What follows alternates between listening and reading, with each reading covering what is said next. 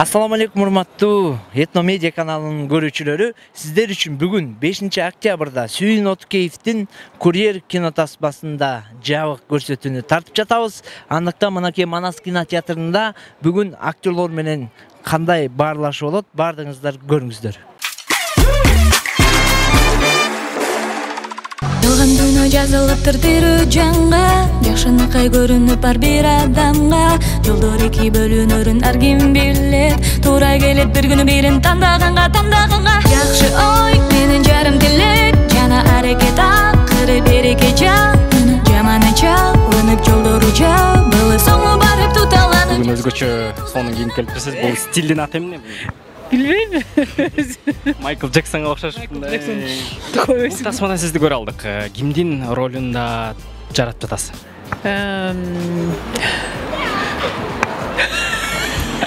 Эмне себептен сиз көп экранга чыкпай калдыңыз?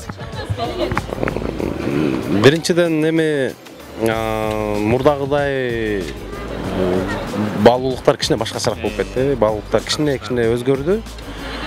Мурункудай камеранын кнопкасы басылган жерде жүрө бермей жок. Тандамай, ылгамай дегендей.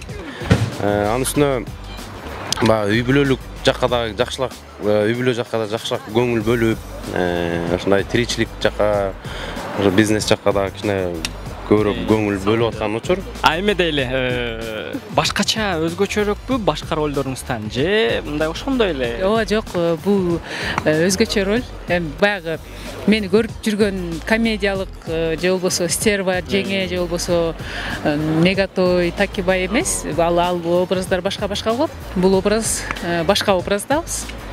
Эми билбейм кандай кабыл алышат. Башка эми атайын айтпай атам, анткени кызыккандар келип кандай образ болду экен, эмне образ болду экен деп көрүп кеткени жакшы да. Өзүнчө назик, назданган. Назданган, өзүнчө назик, анан суроо болот да, ошо Альбина Имашева ушундай наздана алабы дегенчи.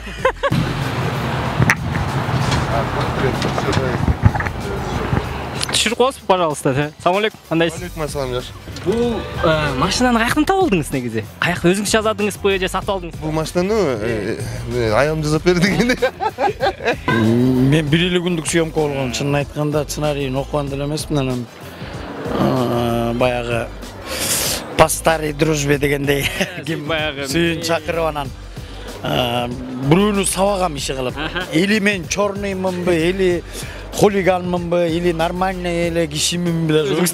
Азыр көрөйүн деп атам, эмне киши экен. Жылда канча айда жасап берди жеңе аша? 1 жыл убакыт кетти. 1 жыл убакыт бердим, ошо 1 жыл берди анан. Немесин аткарды. Аткарды. Эмне деген машина бунун аты? Аты ким? Аты негизи илгерки эле ГАЗ-52. Ошол эле кичине рестайлинг болуп калган да. Элеонора деген сыяктуу аттар койгон эмессиңер? Мен өзүм эле айтам. Просто ошо сүйүн чакырып 1 күндүк съемка бар эле дегенден эле баары ойноп кеткем. Анын үстүнө өтө шашып аткам. Анан мен сценарийди окуганга жетишкен жокмун баягы. Эми сүйүн тартып аткандан кийин жаман деле болбош керек деп эле баары ойноп кеткем. Сүйүн байке менен тартылып жүргөн тасмаларыңызды көрүп калабыз баягы. Мегатой, Экисин. Негизи Сүйүн байке менен иштеш. Негизи жеңил элеби? Мындай кулк мүнөзү жакшы эле адамбы? Жеңил элеби? Өтө эле жеңил, мындай. Жөнөкөй, анан мага жаккан жери режиссерді ойнабайт да. Көп режиссерлар монт. Так.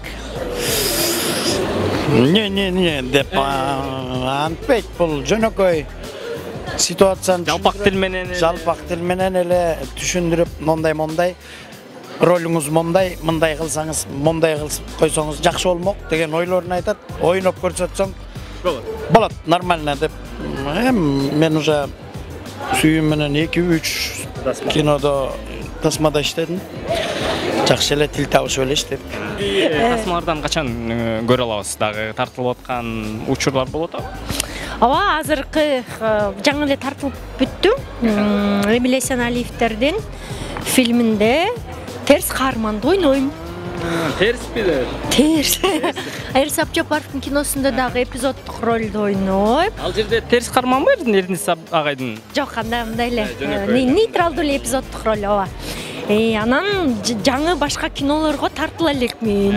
Өзүңүздүн мындай актерлук чеберчилигим жакшы эле деп ойлойсузбу? Негизи мындай жакшы эле, мындайча айтканда жакшы эле болууга окшошобу? Сонун. эле. Тиги сизди негизи киного сунуштурса, мындай тартылуу оюңуз барбы? Бар ооба. Кыргызча кинолорду мындай кандай көрөсүз? Өзүңүз кыргыз киноман деп эсептейсизби эле? Кыргыздар жок, кинолор аябай сонун, мага жагат, особенно шуткалары сонун. Меники эми данек бар деп айтсам болот, идирек бар. Бирок ал көрөнгөнү көрчү керек деп ойлойм. А көрөнгө практика менен көрөт. Азыр көрө элек деп коткон да. Жакшы практика элек. Анай жакшы элеби? Сыпсын. Кайсы кинону өзгөчө белгилеп кете аласыз? Кайсы тасманын баягы шуткалары, өз актерлору жаккан сизге? Чайки-зайки деген. Да. Буюрса сизди тасмалардан көрө алат экенбиз, эгер жакшы сунуштурса. Эси чакырса албетте. Сүйүнбек аке, кандайсыз? Жакшы, жакшы. Маанай жакшы элеби? Сонун. Негизи ушу тасма жөнүндө кыскача маалымат берип кетесизби? Эмне тасма? Бул өзгөчө тасма. Мындай акыркы убактарда тасмалардын баардын темасы бирдей болуп калбадыбы? Ошого бир road movie деп коет, жалаң жолдо, көчөдө тартылган тасма. Окуясы да өзгөчө. Мындай көп мен ачпай турайын, бирок табышмактуу, элге жага турган, бирок эң негизгиси элди коркутуп атып күлдүрө турган тасма. Буюрса ошондой тасманы күтөбүз, коркуп атып күлөбүз. Көчөдө тарттым деп айтып кеттиңиз. Кандай экен көчөдө тартыш? Негизи күн ысыкта жайында тартылдыбы, кайсы мезгилде тартылды бул? Ооба, жайында тарттык, июнь айында тарттык. Көчөдө тартылган үчүн оор эле болду. Ошо режиммен иштегенге аракет кылдык, режимди кармаганга аракет кылдык. Жалпысынан 20 күндө тартылды, таза тартылган күнү. Мына буюрса азыр даярдап элдин астына чыгарган атабыз. Сизге негизи баягы тасмага даярданып жаткандабы же тартылып жаткандабы же ушунда премьерада кайсыл жеринде толкунданасыз? Көбүнчө баягы ойлонуу кандай болот? Мен көбүнчө премьерада эл кино көрүп атканда мен элди карап отурам да. Себеби биз бул кинону азыр чыгарганга чейин жок дегенде бир канча 100 жолу көрдүк да, ар бир кадрын жатка билебиз. Кайсыл жерде эл кандай реакция көрсөтөт. Мисалы, монтаж кылып атканда эле мындай эсептейбиз да, могул жакта ушундай реакция болуш керек депчи. Анан ошону карап отурабыз. Ушул жерде күлүш керек, ушул жерде ыйлаш керек депчи. Анан ошону элди карап эле отурам мен. Значит, кинода көбүрөөк баягы толкунданып, переживать эткен болот экен.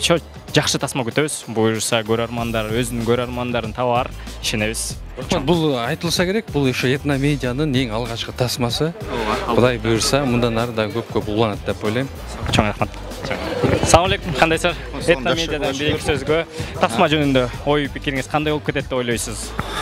Кызыктуу болчу деп ойлоп атам, анткени Сүйүн Отукеев жөнөкөй тасма тартпайт, аны билем.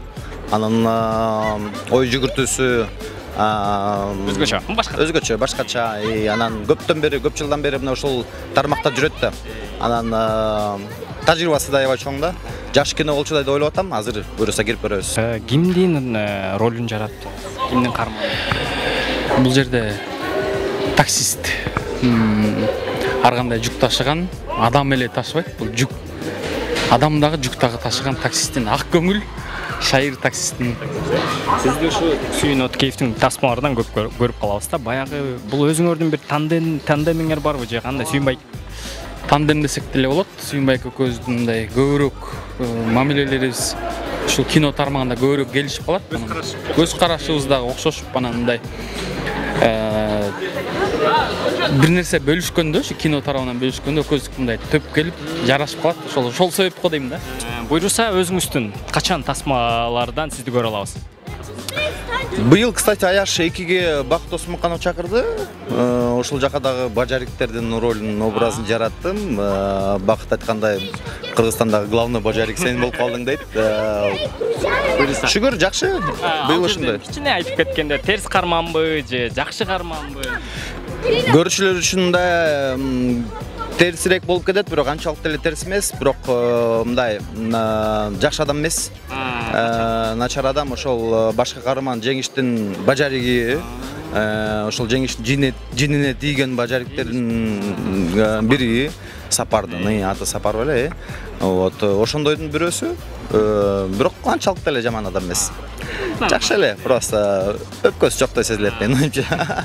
Сиз айтканда ага дагы баягы. Эми тасмада кандай кыйынчылыктар болду сиз үчүн? Башка ролдордон айырмасы барбы бул карманыңыз? Ооба, бул тасмада Сүйүн экен мурдагы кинолорду аябай мындай бошураак коюп мен бош кармап өзүң бил деп турчу да, мунусунда болсо Сүйүнбай аябай мындай минут дагы бияка жылдырган жок, минут дагы тияка жылдырган жок. Кадимкидей кармап ошону тартты да, анан эң оор жери күн ысыкта тартылды. Күн ысыкта, жайында 42, 41, 38 градус болуп турганда тартылды. Бирок кыйынчылыктар деле болгон жок го дейм. Тескерисинче ошол кыйынчылыктар азыр ушул күндү эстесем тескерисинче мындай сергип, эс алып калып атам да. Жакшы жабап мен бул жакта улуу агаларга айтып атам. Биз Сүйүн Откеевдин гана киносунан көрүнүп, анан ошонун премьерасын эле алып барабыз депчи. Атак Манас Алыкулов эле алып бара берчү эле, ал жок бүгүн. Фильмди коюп берели азыр. Андан кийин көрүп өзүңүздөр кандай экенин баамдап, анан жыйынтыгында тартуу топту бул жака чакыралы деп сездик. Бардыңыздар макул болсоңуздар, азыр сөздү көбөйтпөйлү дагы түз эле экранга көңүңүздөр. Ооба. Ооба.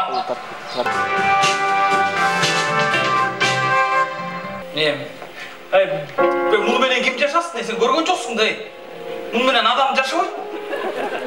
Не нормальный неме экен да, жолдо келатан чопа деп келбейдин жолдо.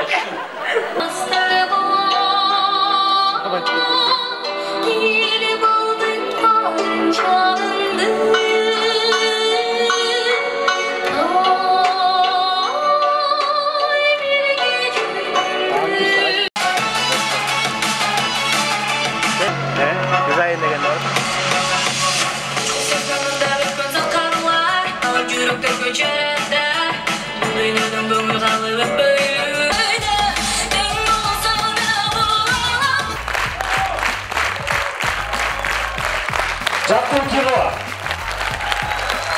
Кутуп туруп анын күлдүрүп сиздерге тартуулап, даярдап алдыңыздарга алып чыккан биздин эң сонун агабыз Сүйүн Откеевди, кинорежиссер. Жакшы бир кол чаап чакыра албайлы, кандай дейсиздер? Сүйүн Откеев карапайым киши. Тартылгандар чакыр дейт. Мына бул кишинин эмгеги.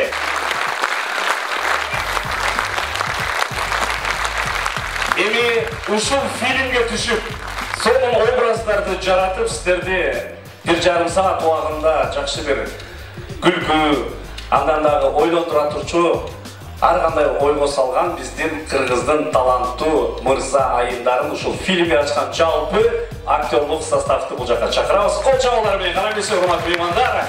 Жакшы бир колдоп туралы. Көрүшүңүздөр, андан сырткары унутпай айта кетейин, эң аягында окумуш сонун ырдыктуңуздар Чубак Сатаевдин Эң күнө дегендерди кимдер гана билбейт. Ошол ырды азыр жаганча иштеп, жаштар да улуу да уга тургандай иштеп чыкты. Тамга кол чаап койсоңуздар. Бардыгына ушул фильмге кирип көрүнүп, ушул жерден жакшы бир эмоцияларды алып кеткиле деп сунуштап коет деген үмүттөбүз. Мен ошо ар кандай ролдорду ойногонду жакшы көрөм да. Бул роль дагы мен үчүн жаңы бир өзгөчө башкачараак ролдордун бири болду.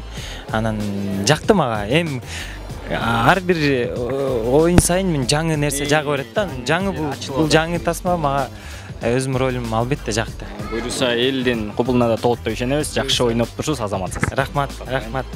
Ушундай бир жакшы тасмалардын тартыш оператор болуш негизи мындай. Такебай 2, 1, Аяштан баарын тартып келип жүрөбүз да. Ушун негизи ушундай деңгээлге чыгыш үчүн эмне кылыш керек? Эмгектениш керек го дейм. Эмгектен. Бир эле нерсе. Бир эле Кыргызстандан окуп билим алдыңыз беле же башка чет мамлекеттерге барып? Башка чет мамлекеттен билим алгам, мен анын баарын азыр айтып мактанбай эле коеюн, бирок негизи окуш керек, ооба. Анан окуп эле жатып албай эмгек кылыш керек. Бул негизи баягы башка мамлекеттен дагы опыт алыш үчүн ал жерге барып алмашып баягы обмен опытами кылып келгенсиңер да. Ооба, болгон. Сиздин өзүңүздүн ушул тас оператор болгонуңуздун баягы кайсыл жери сиз үчүн кыйын? Эми сүйгөн кесиптин кыйын жери жок. Биз негизи эле кино оңой эмес. Анан оператордун жумушу өзгөчө оор. Негизи эле оператор департаменти. Анан биз өзүбүз тандаганбыз бул кесипти, анан не жалуемся. Биринчиден эми сүйүүндү жакшы билебиз, кинолорун көрүп жүрөбүз. Анан бул жерде өзүнүн дагы бир чеберчилигин көрсөтүптүр. Мындайча айтканда таза жанровый комедияны тартыптыр. Болгондо дагы мындай чорный юмору бар экен. Андан жанагы кээ бир элементтер бар. Мисалы ошол Квентина Тарантинону бир элестетип кете турган жактар бар экен, баягы. Анан эң негизгиси бул драматургический ходдор укмуш экен. Жакшы. Анан эң негизгиси бул ар бир кинонун бул мага Төлөмүш Океев өзү айтканда мага дайыма кинонун финалына көңүл бур. Финалы болсо кино болот, финалы болбосо кино болбойт деп. Ошол финалы керемет болуптур бардык жагынан. Ушунча мен көрүп атып ушундай эпизоддор чырмалышып келип эмне менен бүтөт болду экен десем, сон керемет болду. Мен оюмча бардык жагынан мыкты тасма болуптур. Чоң рахмат. Саламатсыздарбы? Бул тасма жактыбы сизге?